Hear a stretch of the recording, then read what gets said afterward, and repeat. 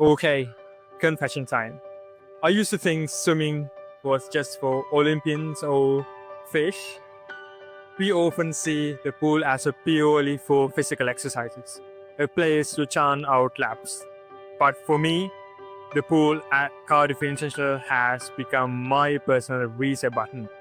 The moment I dive into that cold water, it's like the world goes mute.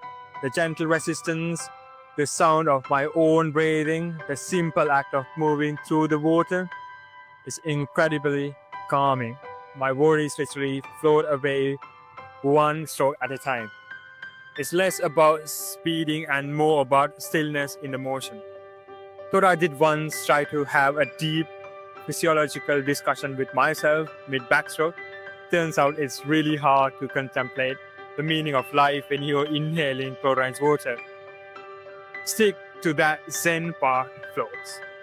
If your mind feels like tangled fishnet, consider the pool. It's not about getting fit, it's about finding a rhythm for your mind. When do you feel most effortlessly present?